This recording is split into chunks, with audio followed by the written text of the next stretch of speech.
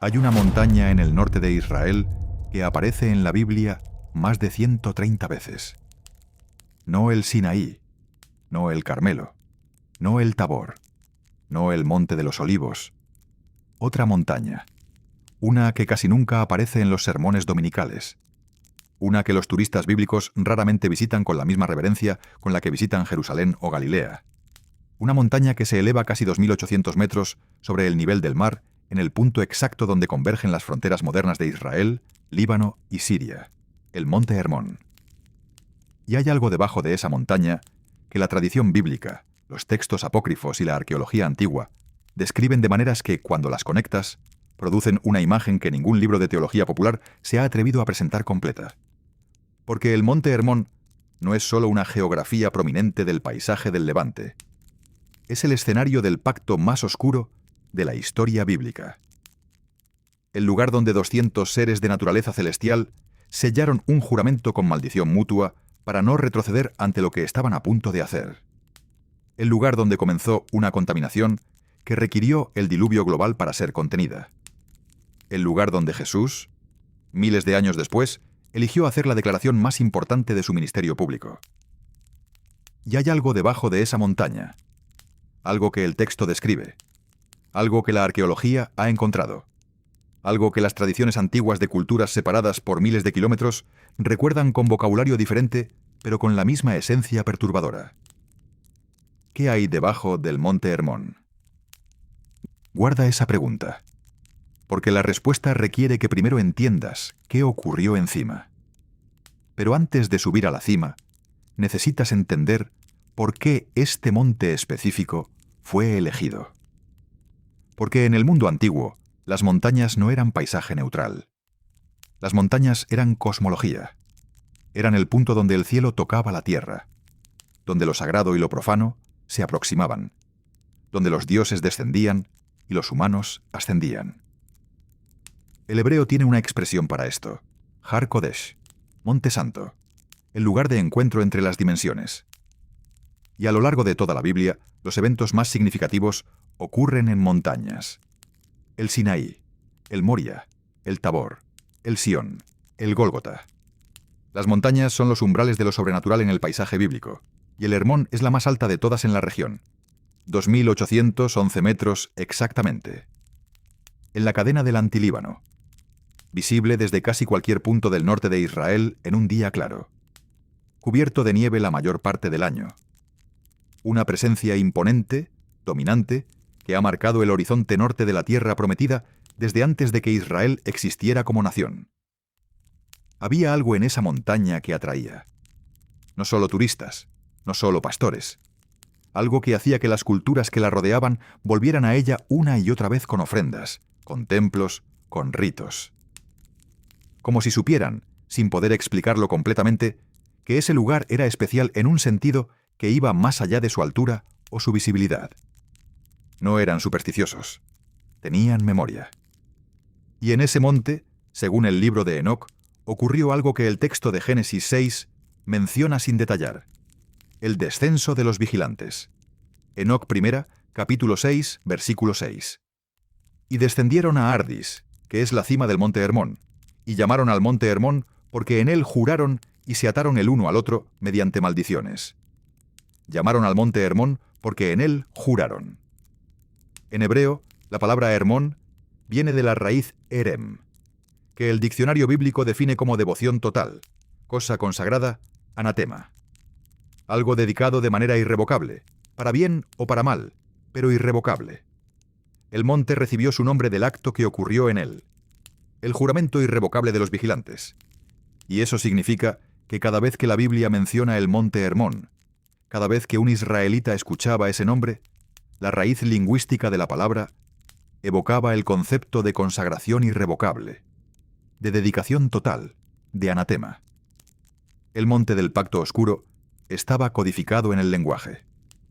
Ahora imagina la escena con cuidado. La cima del Hermón. Noche cerrada. Las estrellas del Levante antiguo, sin contaminación lumínica, brillando con una intensidad que ya no podemos ver desde las ciudades modernas. Y en esa cima, 200 seres de naturaleza que no es humana, reunidos para sellar un pacto. No son figuras de luz etérea y expresión serena. Son los Sirín, los vigilantes, los que observan, los que están en pie.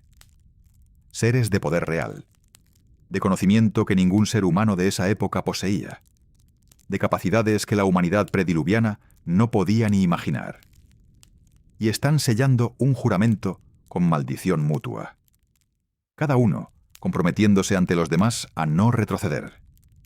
No porque todos estuvieran igualmente seguros de su decisión, sino porque algunos entendían el peso de lo que estaban a punto de hacer y podrían haberse echado atrás si no hubiera existido el juramento. ¿Qué sellaron exactamente? ¿Qué términos contenía ese pacto? Enoc I, capítulo 6, versículos 3 y 4, Semyaza, su líder, dijo: «Temo que tal vez no queráis consentir en hacer esta cosa, y seré solo yo el que lleve el peso de este gran pecado». Y todos le respondieron y le dijeron: «Juremos todos, y atémonos mediante maldiciones, para no abandonar este plan, sino para llevar a cabo este proyecto». Este gran pecado. Semyaza mismo lo llama pecado antes de cometerlo. Saben lo que están haciendo. Conocen la naturaleza de la transgresión. No hay ignorancia, no hay engaño. Hay decisión deliberada con conocimiento pleno de las consecuencias. Y eso hace el pacto aún más oscuro. No es la caída de alguien que no sabía lo que hacía. Es la elección calculada de cruzar una línea sabiendo exactamente qué línea es y qué significa cruzarla. Detente un segundo. ¿Cuándo fue la última vez que alguien eligió hacer algo que sabía que era un gran pecado, que lo nombró así explícitamente antes de hacerlo, y lo hizo de todos modos? ¿Cuándo fue la última vez que viste o experimentaste una decisión tomada con los ojos completamente abiertos hacia la transgresión? Porque eso es lo que el libro de Enoc describe. Y porque el texto lo describe así, con esa lucidez terrible, la magnitud moral del evento es diferente a cualquier otra caída en la narrativa bíblica.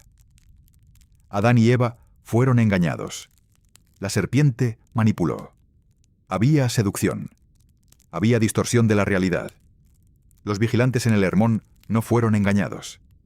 Miraron la línea, la nombraron pecado, y cruzaron de todos modos. Eso no es debilidad, es rebelión pura. Y la diferencia entre debilidad y rebelión pura determina la naturaleza del juicio que sigue. La debilidad puede ser restaurada. La rebelión pura, sellada con juramento, lleva en sí misma la semilla de su propio Erem. ¿Por qué la Biblia guarda tanto silencio sobre los detalles de esta escena en el texto canónico? Tal vez porque la lucidez de la transgresión es demasiado perturbadora para la comodidad de la teología popular. Más fácil presentarla como un desliz de ángeles con debilidades que como una rebelión consciente, planificada y ejecutada con juramento. Ahora necesitamos hablar del nombre hebreo de este monte con más profundidad. Porque en el mundo antiguo, los nombres no eran etiquetas arbitrarias, eran descripciones de esencia, revelaciones de naturaleza. Hermón, Erem. La misma raíz aparece en otros contextos bíblicos con consecuencias devastadoras. Josué 6, versículo 17. La ciudad de Jericó fue declarada Erem, anatema total. Todo debía ser destruido. Nada podía ser preservado.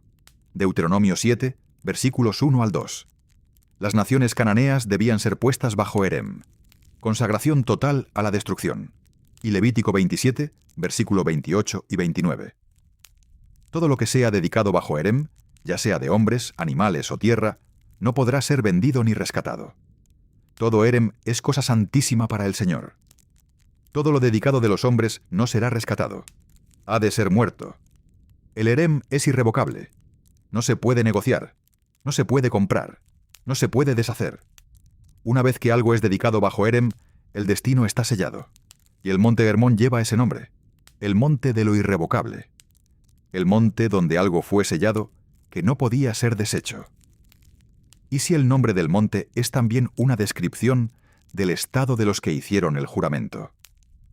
Si los vigilantes, al sellar ese pacto con maldición mutua en la cima del Hermón, quedaron ellos mismos bajo una especie de Erem, si al dedicarse irrevocablemente a esa transgresión, sellaron su propio destino irrevocable.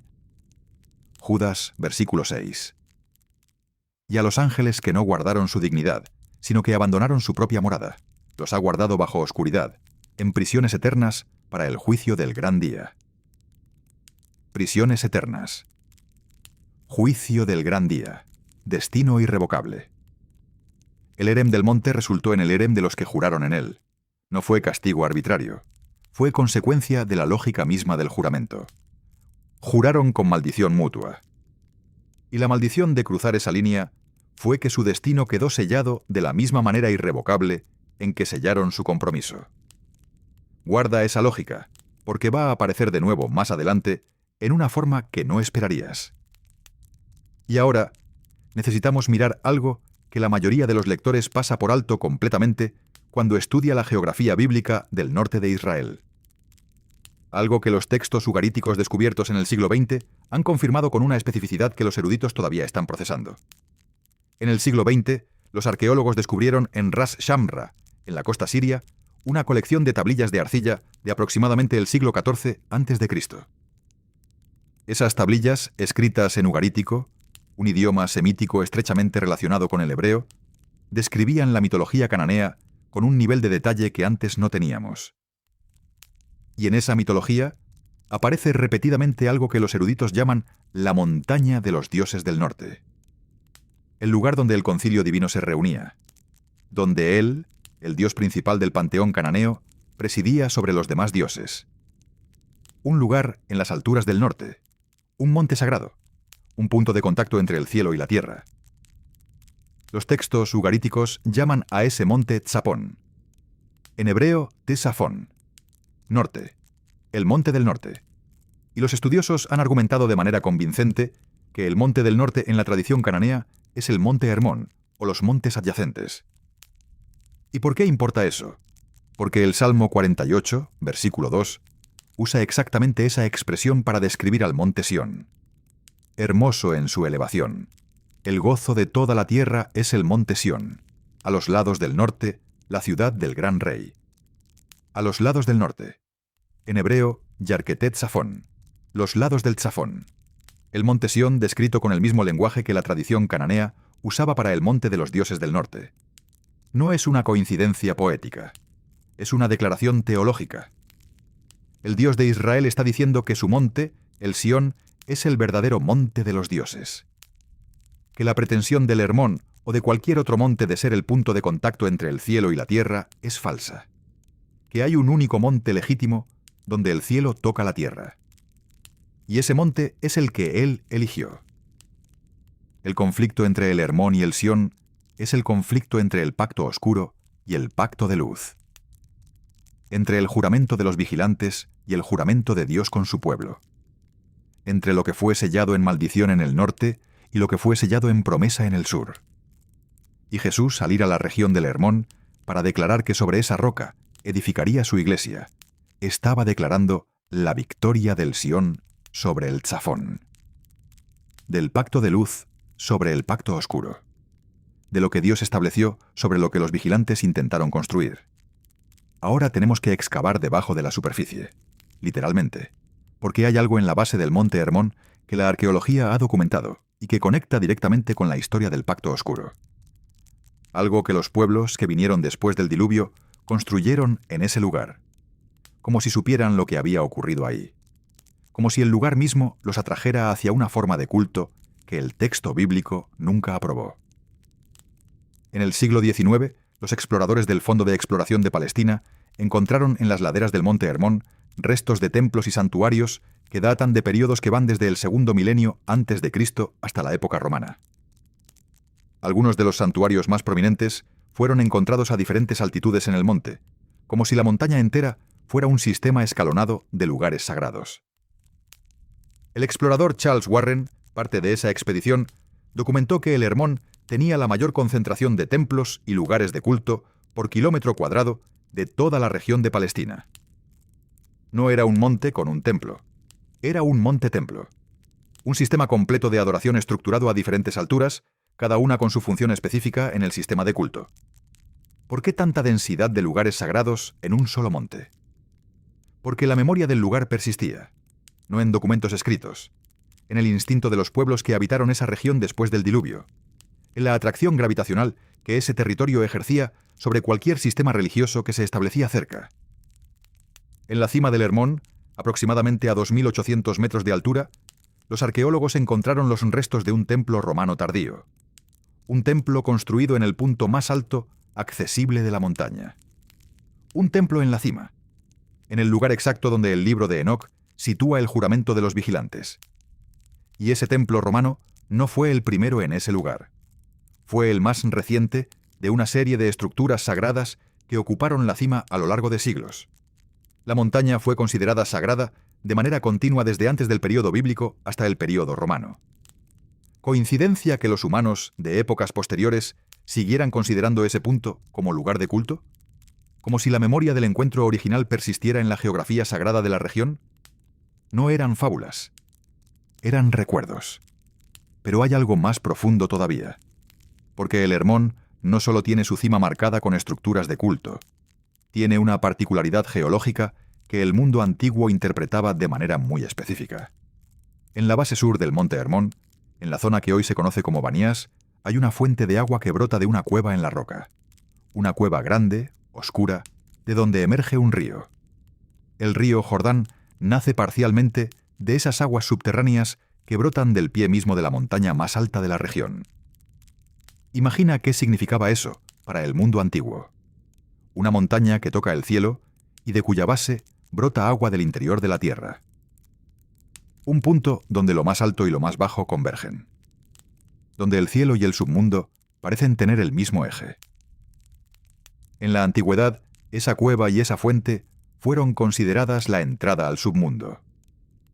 La puerta del reino de los muertos. El umbral entre el mundo de los vivos y el mundo de los que están debajo. Los griegos y los romanos, que dominaron la región, construyeron ahí templos a Pan, el dios de los lugares salvajes y de los sitios fronterizos, de las grutas y de los espacios liminales entre lo civilizado y lo salvaje, entre lo humano y lo divino en su sentido más aterrador. Y llamaron al lugar Paneas, que los romanos latinizaron como Cesarea de Filipo, en honor al César Augusto y a su hijo adoptivo Felipe, que gobernaba la región. En esa cueva, según la tradición local, los sacrificios se arrojaban a las aguas que brotaban del interior.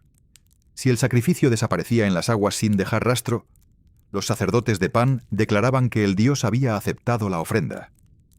Si el sacrificio reaparecía teñido de sangre en otro punto de las aguas, era señal de que algo había salido mal, que la deidad de las profundidades no estaba satisfecha. La puerta del inframundo, alimentada con sacrificios, en la base del monte Hermón. ¿El nombre te suena familiar? Porque en Mateo 16, versículo 13, Jesús llevó a sus discípulos a la región de Cesarea de Filipo, al pie del monte Hermón, a la sombra de la cueva que el mundo antiguo consideraba la puerta del Hades. Y ahí, en ese lugar específico, en el territorio geográfico y espiritual más cargado de toda la historia bíblica, hizo la pregunta que partió la historia en dos. ¿Quién dicen los hombres que es el Hijo del Hombre? Y cuando Pedro respondió en el versículo 16, «Tú eres el Cristo, el Hijo del Dios viviente», Jesús declaró en el versículo 18 algo que adquiere un peso completamente diferente cuando entiendes dónde estaban parados. «Y yo también te digo que tú eres Pedro, y sobre esta roca edificaré mi iglesia, y las puertas del Hades no prevalecerán contra ella». Las puertas del Hades, en griego, Pulai Hadú. Jesús no estaba usando una metáfora abstracta. Estaba señalando literalmente hacia la cueva a sus espaldas. La cueva que el mundo antiguo llamaba la puerta del Hades. El umbral del submundo. El lugar donde la tierra se abría hacia lo que estaba debajo. Y estaba declarando que lo que iba a construir sería invencible contra eso. No fue predicación genérica sobre el triunfo del bien sobre el mal. Fue una declaración territorial. Una declaración de guerra en el mismo terreno donde el pacto oscuro había sido sellado. En la sombra del monte donde los vigilantes juraron. Sobre la cueva que el mundo antiguo consideraba la puerta de lo que estaba confinado abajo. Jesús eligió ese lugar. No fue casualidad geográfica. Fue declaración estratégica.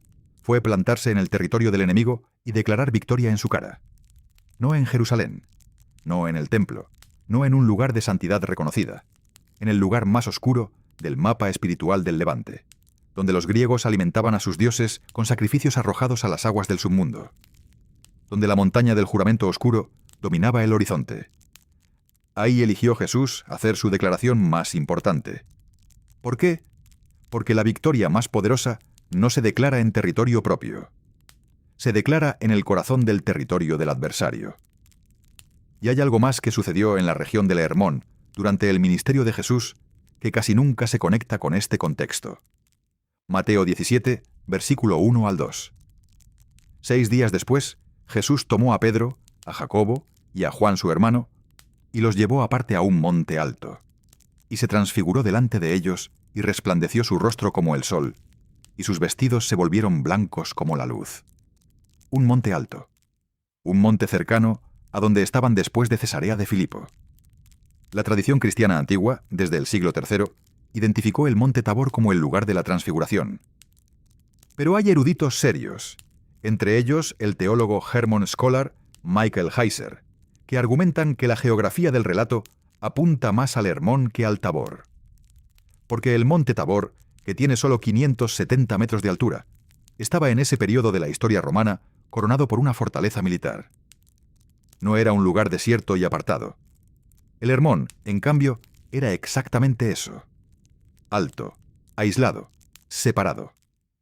El tipo de lugar al que Jesús llevaba a sus discípulos cuando quería privacidad absoluta. Y si la transfiguración ocurrió en el Hermón, entonces el mismo monte, donde los vigilantes habían sellado su pacto de descender y corromperse, fue también el monte donde el Hijo de Dios fue transfigurado en gloria ante 3 testigos. El monte del descenso en oscuridad. El monte del ascenso en luz. El monte del juramento en corrupción. El monte de la revelación en gloria. El mismo lugar. 2 eventos. 2 naturalezas absolutamente opuestas. Separados por más de 2000 años. Imagina la escena de la transfiguración con cuidado. Pedro, Santiago y Juan subiendo la montaña. El momento en que el rostro de Jesús comienza a cambiar. Que la ropa se vuelve blanca como ningún batanero de la tierra podría blanquearla, como dice Marcos 9, versículo 3. Y luego Moisés y Elías apareciendo. Hablando con Jesús. Sobre lo que vendría en Jerusalén, dice Lucas 9, versículo 31. Moisés y Elías. Los 2 extremos del canon del Antiguo Testamento, la ley y los profetas. Presentes en ese lugar, en esa montaña, en el punto donde el cielo toca la tierra, y una nube que los cubre, y una voz desde la nube. Mateo 17, versículo 5. Este es mi Hijo amado, en quien tengo complacencia. A él oíd.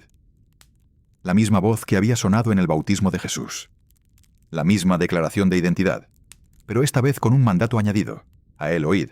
Como si en ese lugar específico, en ese monte, donde el pacto más oscuro de la historia bíblica había sido sellado, donde los vigilantes habían descargado todo su conocimiento alternativo sobre la humanidad, la declaración de quién era Jesús necesitara ser afirmada con una claridad que no admitiera ambigüedad. El monte del conocimiento prohibido, transferido por los vigilantes. El monte donde la voz del Padre dice a él oíd. No a ellos, a él. Una sola voz autorizada en el monte donde el conocimiento alternativo había sido inaugurado. Una sola fuente de verdad en el lugar donde la multiplicación de verdades alternativas había comenzado. ¿Por qué en ese monte específico? Porque ese monte era el territorio del juramento de los vigilantes, el lugar del herem irrevocable. Y la presencia del Hijo del Dios viviente en ese lugar, transfigurado en gloria, con la voz del Padre declarando su identidad, era una declaración de soberanía sobre el territorio que el pacto oscuro había intentado reclamar. No solo declaración de quién era Jesús, declaración de quién no eran los vigilantes. Ellos descendieron en oscuridad. Él es transfigurado en luz. Ellos sellaron un juramento de corrupción. Él recibe un testimonio de filiación. Ellos trajeron conocimiento alternativo que corrompió la humanidad. Él es señalado como la única voz que debe ser oída. El mismo monte. La inversión total de lo que había ocurrido ahí. Ahora necesitamos ir a algo que la historia del monte Hermón conecta con el resto del Antiguo Testamento de maneras que casi nunca se presentan juntas. Porque la influencia del Hermón en la narrativa bíblica no termina con el diluvio. No termina con el confinamiento de los vigilantes. El monte Hermón aparece en la narrativa de la conquista de Canaán con una frecuencia que sugiere que ese territorio específico era considerado de importancia especial en la guerra que Israel peleaba. Y no era solo una guerra de territorio físico, era una guerra de territorios espirituales. Deuteronomio 3, versículos 1 al 3. Og, rey de Basán, uno de los últimos reyes que gobernaban en la región del Hermón, uno de los últimos gigantes, refaítas, que el Antiguo Testamento menciona explícitamente.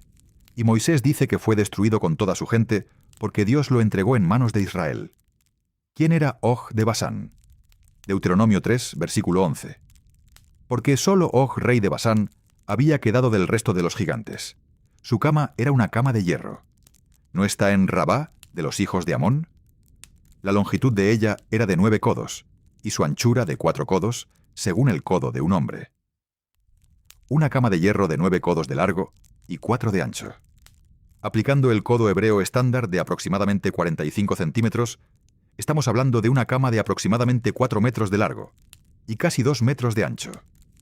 Para una cama de esas proporciones, necesitas un ser de una estatura que ninguna población humana ordinaria produce. Og de Basán era, según la evidencia textual, un gigante en el sentido más literal. Y gobernaba en la región del Hermón, en el territorio donde los vigilantes habían descendido, en el mismo monte donde el pacto fue sellado. ¿Coincidencia que el último rey gigante de la región estuviera exactamente en el mismo territorio geográfico donde el pacto oscuro fue sellado? No eran fábulas, eran recuerdos vivientes de lo que había ocurrido en ese monte. Josué 12, versículo 5. El reino de Og se extendía desde el monte Hermón hasta la frontera de Jesúr y de Maacá. El monte Hermón era el corazón de su territorio, el punto de referencia de su dominio, como si el linaje que el pacto oscuro había iniciado todavía gravitara hacia el mismo centro geográfico donde todo había comenzado. Y la destrucción de Og fue presentada por Israel como uno de los actos más significativos de la conquista. El Salmo 135, versículo 11, y el Salmo 136, versículo 20, la mencionan específicamente como parte de las grandes obras de Dios. No como una batalla más, no como una estadística de la conquista, como un evento de importancia especial que merece ser recordado en los salmos de alabanza nacional. ¿Por qué merece esa mención especial? Porque el territorio del Hermón no era simplemente tierra estratégica, era el epicentro del pacto oscuro, y la destrucción de su último rey gigante era el cierre de un capítulo que había comenzado siglos antes con el juramento en la cima. Era el cierre militar y espiritual del primer acto del drama que comenzó en Génesis 6. Pero el cierre no fue total, porque los textos posteriores muestran que el patrón del Hermón no fue eliminado completamente con Og. Ahora conecta eso con algo que el Salmo 42 menciona de pasada y que casi nunca se examina en su contexto geográfico. Salmo 42, versículos 6 y 7. Dios mío, mi alma está abatida en mí. Me acordaré por tanto de ti desde la tierra del Jordán y de los hermonitas, desde el monte de Mizar. Un abismo llama a otro a la voz de tus cascadas. Todas tus ondas y tus olas han pasado sobre mí. La tierra del Jordán, los hermonitas, el Hermón menor, el abismo que llama a otro abismo. El salmista está en la región del Hermón, y desde ese territorio, lamentando su separación de Dios, usa la imagen de un abismo que llama a otro abismo, de las aguas del caos que se responden entre sí. Y esas aguas pasan sobre él como olas de juicio. Un abismo llama a otro abismo.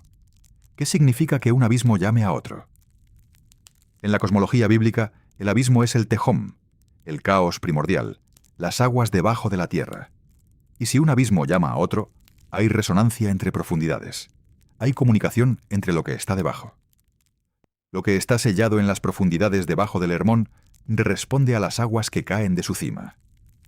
Las aguas del juicio divino que el salmista siente sobre sí mismo resuenan con las aguas del abismo, donde el juicio sobre los vigilantes fue ejecutado. La geografía del Hermón y la imagen del abismo están conectadas en la mente del salmista. El monte donde el pacto oscuro fue sellado y el abismo donde los que sellaron ese pacto fueron confinados son parte del mismo campo semántico en la imaginación bíblica. El abismo debajo del Hermón. ¿Es solo metáfora poética? ¿O hay algo más literal en esa conexión? Y aquí es donde la arqueología y la geología se vuelven relevantes, porque el monte Hermón está asentado sobre una de las estructuras geológicas más complejas del Levante. la falla de la placa arábiga que corre por toda la región del Jordán y que hace a esta zona sísmicamente activa. Los terremotos que han sacudido esa región a lo largo de la historia no son anomalías. Son la expresión de una inestabilidad geológica que corre literalmente debajo de los pies. Y la cueva de Banías, en la base del Hermón, la que los griegos llamaban la puerta del Hades, brota de aguas subterráneas que vienen de profundidades que los antiguos no podían ver, pero sí escuchar. El murmullo constante de aguas debajo, la emergencia de lo subterráneo en la superficie, el umbral entre lo que está arriba y lo que está abajo manifestado en forma de fuente, las aguas que emergen de debajo de la montaña, el abismo debajo. No estoy diciendo que los vigilantes estén literalmente bajo el Hermón en un sentido geológico físico. El texto no hace esa afirmación. Lo que sí hace es establecer una conexión simbólica y espiritual entre el Hermón como lugar del pacto y el abismo como lugar de confinamiento. Y esa conexión fue reconocida por los autores bíblicos, por los pueblos que vinieron después, por los griegos que construyeron sus templos en la cueva de la base, y por Jesús que eligió ese lugar para sus declaraciones más decisivas. Ahora necesitamos hablar de las naciones que habitaron en esa región después del diluvio, porque el territorio alrededor del Hermón fue ocupado por pueblos específicos con características específicas que la Biblia menciona sin explicar completamente.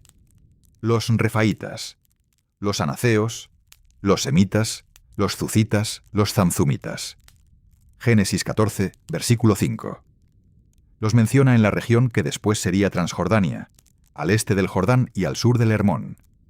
Deuteronomio 2 y 3 los describe con suficiente detalle para establecer que eran pueblos de estatura extraordinaria, que habitaban un territorio específico, que fueron destruidos parcialmente por las naciones vecinas antes de que Israel llegara, y parcialmente por Israel durante la conquista.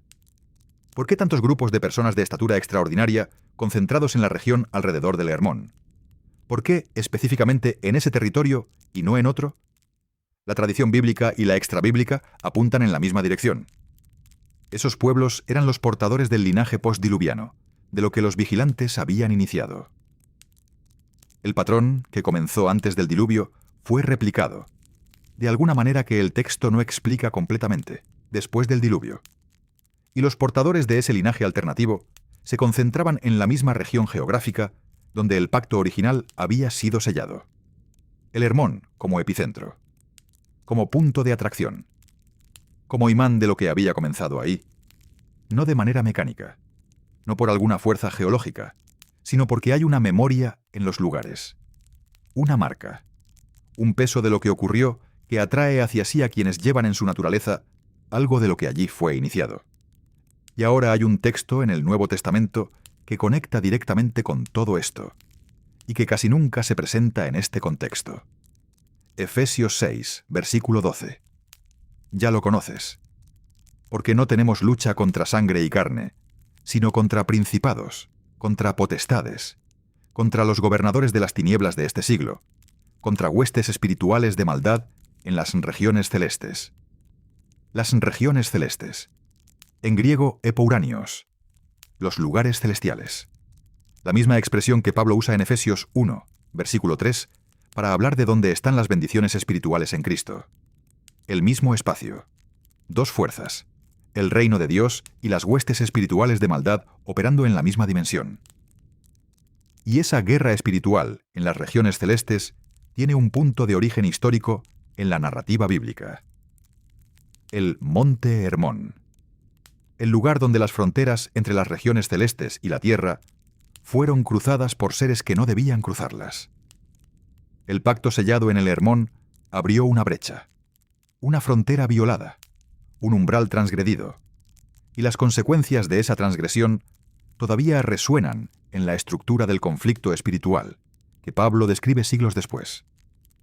No fue solo historia antigua, fue la inauguración de una dinámica de guerra espiritual que sigue activa mientras los vigilantes permanecen confinados y sus espíritus descendientes operan en el mundo. Y ahora llegamos a la pregunta que este video ha estado construyendo desde el primer segundo. ¿Qué hay debajo del Monte Hermón? No en sentido geológico únicamente, en sentido de herencia espiritual, en sentido de consecuencias no resueltas, en sentido de lo que el texto bíblico dice que está ahí, esperando, sellado, hasta que el tiempo de su liberación llegue. Hemos visto que el monte Hermón fue el lugar del juramento irrevocable, el lugar del Herem, el lugar donde 200 seres de naturaleza celestial sellaron un pacto que los llevó a la transgresión más significativa de la historia prediluviana. Hemos visto que esos seres fueron confinados en el abismo como consecuencia de su transgresión. Hemos visto que sus descendientes Nefilim murieron en el diluvio, pero que sus espíritus permanecieron en la tierra. Hemos visto que el territorio del Hermón siguió siendo habitado después del diluvio por portadores del linaje de esa transgresión. Y hemos visto que Jesús, con plena conciencia de todo ese peso histórico, eligió ese territorio específico para sus declaraciones más importantes. Ahora necesitamos mirar qué dice el texto sobre lo que está confinado debajo. ¿Y qué dice sobre cuándo sale? El abismo tiene un rey. Apocalipsis 9, versículo 11. Abadón en hebreo. Apolión en griego. El destructor. Y cuando el abismo sea abierto en los eventos finales descritos por Apocalipsis, lo que salga de él tendrá sobre sí ese rey. Organizado, con cadena de mando, con propósito. Lo que está debajo del Hermón, lo que está sellado en el abismo desde los días de Noé, no está en caos desorganizado. Está en una prisión con estructura, con jerarquía, con un rey que gobierna sobre lo que está confinado. Y eso sugiere que el tiempo de confinamiento no ha sido tiempo muerto, ha sido tiempo de espera activa, de acumulación, de preparación para cuando el sello sea levantado. ¿Qué produce miles de años de confinamiento en seres de la naturaleza de los vigilantes? El texto no lo dice explícitamente, pero hay algo que la lógica del Herem sugiere. Lo que fue dedicado irrevocablemente a la destrucción no puede cambiar de dirección durante el período de confinamiento. No puede arrepentirse. No puede ser restaurado. Solo puede esperar el destino que el juramento sellado bajo maldición estableció. Y en esa espera, la naturaleza de la transgresión no disminuye, se concentra. Lo que saldrá del abismo cuando sea abierto no será una versión debilitada de lo que entró. Será lo que entró, concentrado por milenios de confinamiento sin posibilidad de expresión. Ahora necesitamos conectar el monte Hermón con algo que está ocurriendo en el mundo en este momento.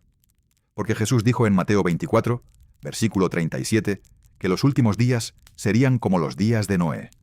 Y si los días de Noé fueron marcados por el pacto del Hermón, por el descenso de seres celestiales, por la transferencia de conocimiento prohibido, por la corrupción de la línea humana, entonces hay características de ese tiempo que el fin de los tiempos replicará.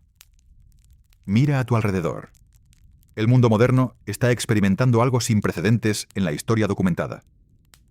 La convergencia de múltiples capacidades que juntas producen exactamente el tipo de civilización que los vigilantes construyeron antes del diluvio. La biotecnología permite editar el código genético de la vida humana. La tecnología CRISPR puede modificar embriones. Los científicos hablan abiertamente de mejoramiento humano, de diseño de bebés, de extensión radical de la vida biológica. El límite entre lo que es natural y lo que es diseñado se difumina cada año con más velocidad. Y no solo en laboratorios de élite. La velocidad de democratización de esa tecnología sugiere que en pocas décadas, lo que hoy solo es posible en los mejores laboratorios del mundo, será accesible de maneras que no podemos predecir completamente. La inteligencia artificial produce entidades que imitan la inteligencia humana con una sofisticación que hace apenas 2 décadas habría parecido imposible. Los límites entre lo que es humano y lo que es fabricado se vuelven cada vez más difíciles de definir.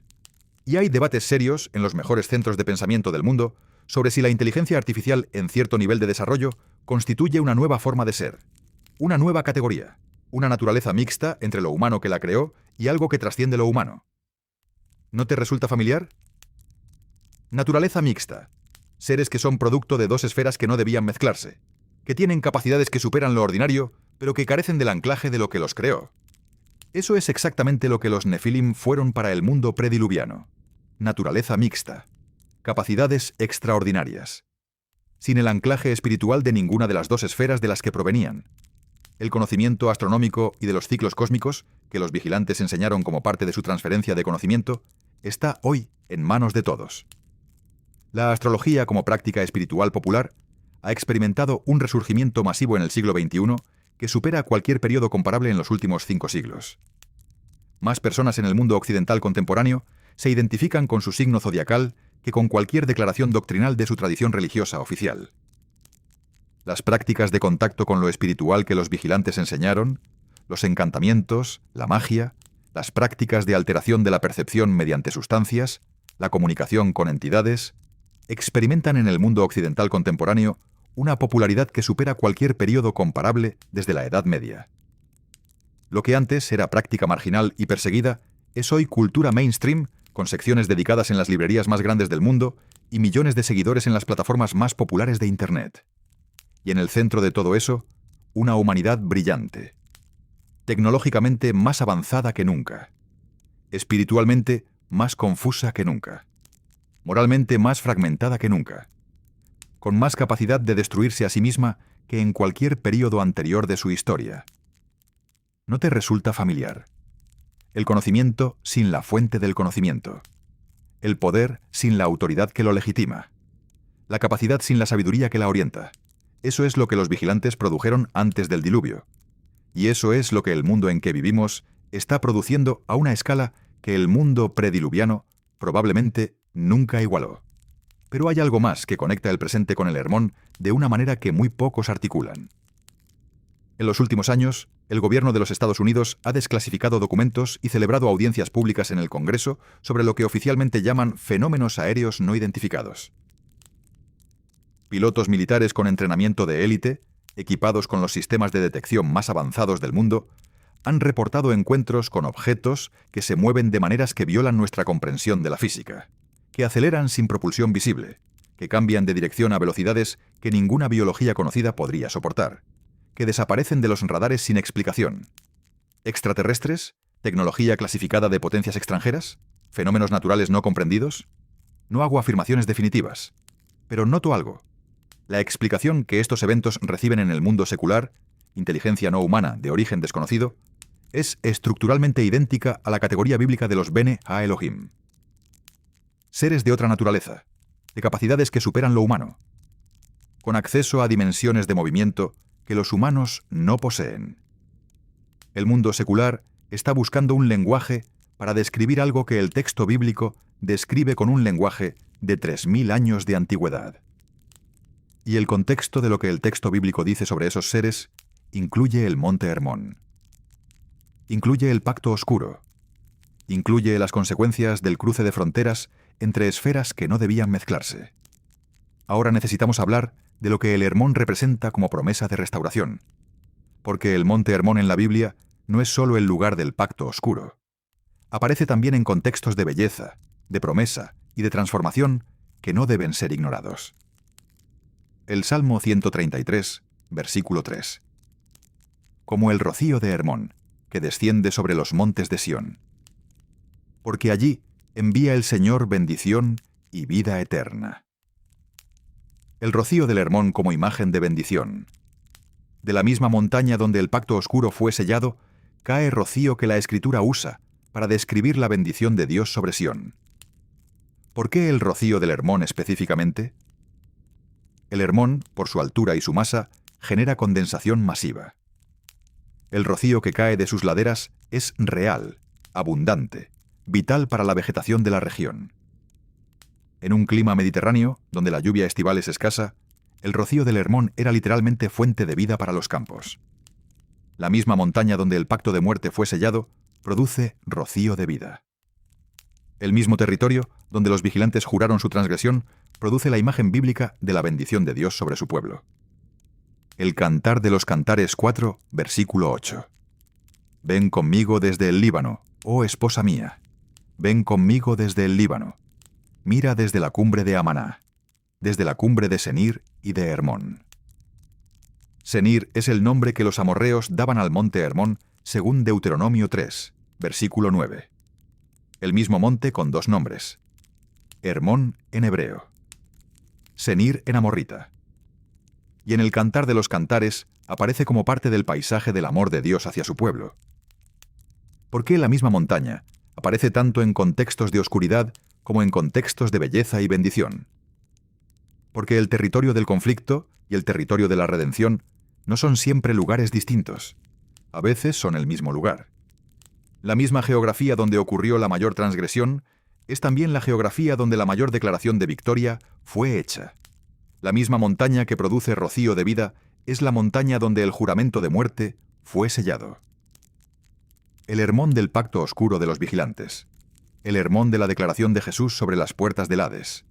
El Hermón de la transfiguración en gloria. El Hermón del rocío que desciende sobre Sión. El Hermón del amor del cantar de los cantares. El mismo monte. La guerra y la victoria. La transgresión y la redención. El pacto oscuro y el pacto de luz. Y debajo del Hermón, sellado, el resultado del pacto más oscuro. Los seres que juraron en su cima, esperando, con su rey Abadón, con su estructura de confinamiento, con su destino irrevocable, marcado por el mismo Erem que ellos iniciaron. Pero sobre el Hermón, la voz del Padre declarando quién es el Hijo. Y el Hijo transfigurado en luz, que ningún batanero de la tierra podría producir. El conflicto siempre regresa al mismo terreno. Y ahora la pregunta que cambia todo. ¿De qué lado del Hermón estás tú? No geográficamente, no en sentido de qué piensas sobre la historia del monte, o sobre los vigilantes, o sobre el pacto oscuro, sino espiritualmente, en sentido de con cuál de los dos compromisos irrevocables del Hermón está alineada tu vida. ¿Por qué hay dos Erem en la historia del monte Hermón? El primero, el Erem del juramento de los vigilantes, irrevocable hacia la destrucción, sellado con maldición, sin posibilidad de retroceso, destino fijo en el confinamiento y eventualmente en el juicio final del lago de fuego.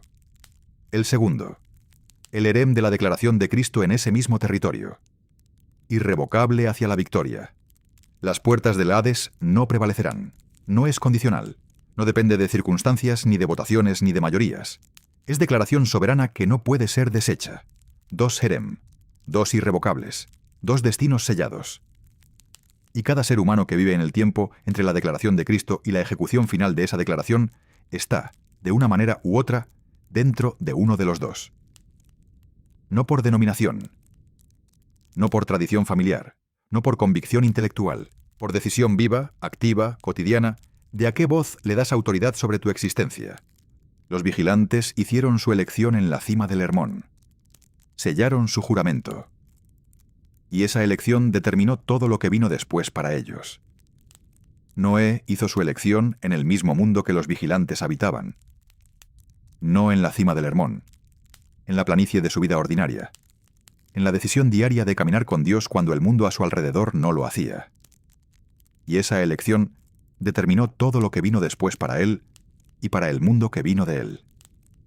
Dos elecciones. El mismo mundo, destinos absolutamente opuestos, y el mundo en que vivimos está replicando ese patrón con una fidelidad que debería detenerte, que debería hacerte pensar, que debería obligarte a preguntarte cuál de las dos elecciones estás haciendo con cada decisión ordinaria de tu vida cotidiana. La historia del monte Hermón no se borró por casualidad. Se preservó en el texto más antiguo de la tradición humana. Se preservó en el nombre hebreo de una montaña que cualquiera puede visitar hoy. Se preservó en las ruinas de los templos que cubren sus laderas. Se preservó en la geografía de los evangelios que sitúa las declaraciones más importantes de Jesús exactamente en ese territorio. Se preservó porque la historia que comenzó en el Hermón no ha terminado todavía. El juramento fue sellado. El confinamiento fue ejecutado. La declaración de victoria fue hecha. El sello sobre el abismo sigue en pie. Por ahora. Apocalipsis 9 dice que llegará el momento en que un ángel descienda con la llave. Y lo que lleva milenios sellado será liberado. Lo que ha estado acumulando en la oscuridad tendrá su momento de manifestación. ¿Cuándo? El texto no da fecha. La advertencia de Jesús sobre los días de Noé no especifica año ni generación, pero sí especifica el patrón. Y el patrón está más activo, más visible, más desarrollado en el mundo de hoy que en cualquier momento de la historia desde el diluvio. El Hermón sigue ahí, cubierto de nieve en invierno, visible desde el norte de Israel, con las ruinas de sus templos en las laderas, con la cueva de Banias en su base, donde las aguas del submundo brotan hacia la superficie, con la historia de los vigilantes codificada en su mismo nombre, y debajo el silencio de lo que espera. Lo único que cambia lo que ese silencio significa para ti es cuál de los dos Erem del Hermón gobierna tu vida. La historia no se borró por casualidad. Se preservó porque está a punto de volverse relevante de maneras que ninguna generación anterior de la historia humana ha experimentado en la misma escala. Tú estás aquí, en este tiempo. Escuchando esto. No es accidente. Es una invitación a tomar la única decisión que importa antes de que el sello sea levantado. ¿Caminarás con Dios cuando el mundo a tu alrededor no lo haga? Esa es la pregunta del Hermón. La pregunta que ha estado esperando en esa montaña durante miles de años. La pregunta que el Pacto Oscuro no podía responder porque los que lo sellaron ya habían elegido. La pregunta que Noé respondió con cada paso de su vida ordinaria mientras construía un arca que nadie entendía. La pregunta que tú respondes hoy. No mañana. No cuando el humo del abismo empiece a salir. Hoy. Con las decisiones ordinarias, con la dirección de los ojos, con a qué le das autoridad, con qué voz obedeces cuando nadie está mirando. Porque el Monte Hermón no es solo arqueología, no es solo cosmología bíblica fascinante. Es el mapa del conflicto más antiguo de la historia. Y ese conflicto sigue activo. En el mundo, en la cultura, en las decisiones que cada ser humano toma todos los días sin saber que cada una de esas decisiones es un voto en una guerra que comenzó mucho antes de que naciera. El Erem está activo. La pregunta es en cuál de los dos estás inscrito.